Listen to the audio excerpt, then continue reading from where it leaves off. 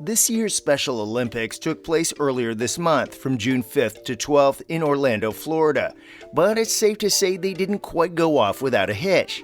Some members of the Haitian Special Olympics delegation have reportedly gone missing following a football game, leaving behind everything they had, including luggage. Today we are discussing the 6 members of the Haitian team going missing under mysterious circumstances. So don't go anywhere. Let's jump straight in. What on earth has happened here? Well, rather worryingly, it was revealed earlier this month that 6 members of the Haitian men's football team had mysteriously gone missing during competition. The 6 left their hotel rooms checked out, but rather strangely left their luggage behind. The team members were last seen at around 2:30 p.m. at the ESPN Wide World of Sports complex in Kissimmee, just as the games were set to begin. Following the news of the athlete's disappearance, Osceola County sheriffs quickly identified the missing parties as Oriol Jean, 18, Anderson Petit-Frère, 18, Peter Mianovich Berlus, 19, Nicholson Fontilus, 20, Steevenson Jacquet, 24, and Antione Joseph Mithon, 34. Given the fact that they turned in their keys but left their luggage suggests that they probably knew something, with many suggesting they have absconded to live in the U.S. illegally. Around 5,500 athletes took part in the games in early June, and a couple of the athletes in question actually featured on Team Haiti's Instagram account before the games, with Petit-Frère saying, "My name is Anderson Petit-Frère. I am from Port-au-Prince and I am 18 years old. I am a unified player and I am part of the Special Olympics Haiti unified soccer team. It's a big joy and honor to be part of that team. I will do my best to help the athletes in the USA Games Orlando 2022. What is your explanation for the athlete's disappearance? Next up, news of yet another unexplained disappearance. Days after the 6 young Haitian athletes disappeared, another member of Team Haiti went missing from their delegation to the event. Louis-Jacques Wilguin, 25, went missing after getting off a bus at Disney's All-Star Sports Resort in Lake Buena Vista. It was thought he was due to fly back to his native country just hours later, which has again raised concerns that he might have absconded to stay in the country illegally. Of course, nothing has been confirmed as to what has happened to the Haitians, but organizers have said that their safety comes first and foremost, of course. And that sentiment was also echoed from Wilguin, another member of the Haitian football team. Before he went missing, he was last seen wearing red sandals, blue jeans, and a Special Olympics shirt with Haiti written on it.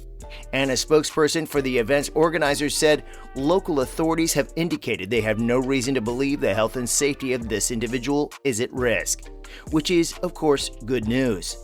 Haiti has long been hampered with socioeconomic problems and is still seen as one of the most impoverished countries in the world, with a massive earthquake in 2010 doing nothing to help matters.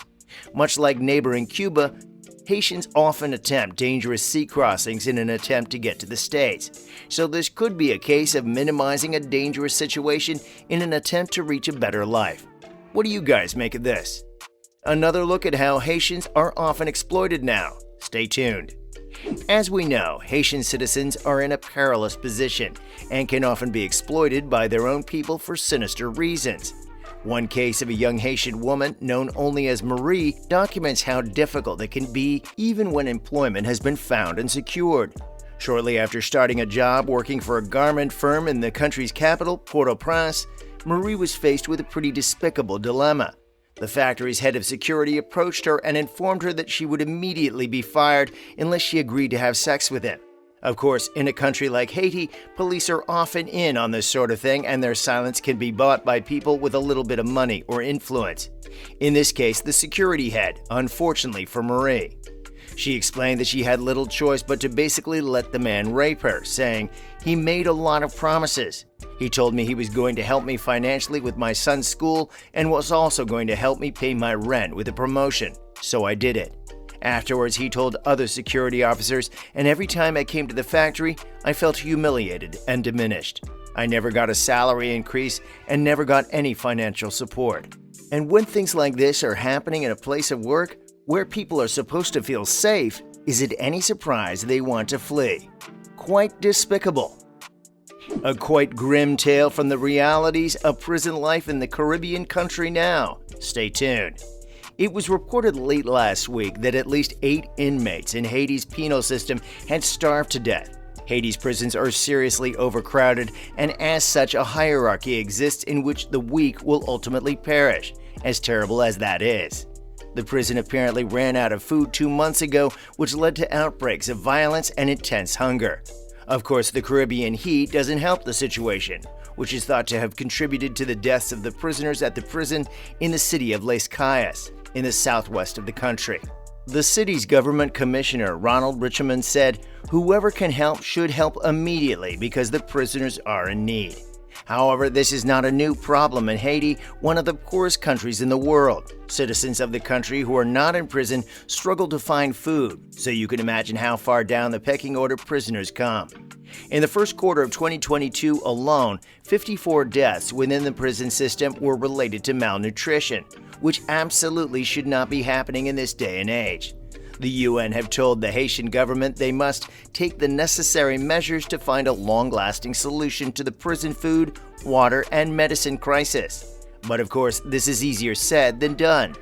Prisons in the country are required by law to provide water and 2 meals a day, but this is clearly not happening, sadly. Have you ever been to Haiti? Next up, a horrendous outcome to a Haitian problem. As we alluded to earlier, some Haitians are willing to risk everything in a bid for a better life and will often crowd onto overloaded boats and even dinghies in some cases. And just last month, this exact situation ended in fatalities as 11 Haitian women tried to flee the country. Their bodies were brought to Puerto Rico for burial and were photographed, quite ironically, in coffins that would have been worth more than any of the women had probably ever seen in their lives, sadly. The women consisted of mothers, teenagers, graduates, students, and others, and the accident has been labeled one of the deadliest nautical disasters in recent months, as their boat capsized in open ocean northwest of Puerto Rico. The boat was thought to be carrying between 60 and 75 migrants, with more than a dozen still thought to be missing.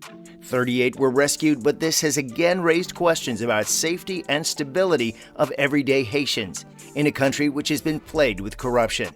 Mourners were said to have live-streamed the ceremony via their mobile phones to family members back home who couldn't afford the trip to Puerto Rico to bury their loved ones. And one of the priests who performed the ceremony said of the dead, "Today we bury their remains, but not their lives and hope." How so very sad. What do you think Haiti has to do to improve the fortunes of their citizens? And finally, is there any hope for Haitians? Let's see. In July of last year, President Jovenel Moïse was assassinated, which plummeted the country into yet more turmoil. And the year since his death hasn't changed the country's fortunes, but there is a blueprint the country can use. They just need to look at near neighbors, Jamaica, and next door to the Dominican Republic. Haiti is the poorest country in the Western Hemisphere, but in a region that relies so heavily on tourism, this should not be the case. Other countries in the area have flourished, and tourism accounts for 31% of Jamaica's GDP, with around half of that figure in the Dominican. However, Haiti has never managed to corner their own spot of the tourism market, which for a country which sees almost year-round sunshine borders on criminal. Of course, there are safety concerns in the bigger cities, but if they could stamp out the almost nationwide political corruption and pump some money into building tourist resorts, this could be a way out of extreme poverty for a country whose citizens have suffered for far too long. Would you guys visit Haiti if you got the opportunity? I mean, year-round sun. Thanks for joining us today, and remember to stop by again next time for more fun reveals. And why not do us a favor and like and share today's video, as well as subscribing to our channel. Bye guys.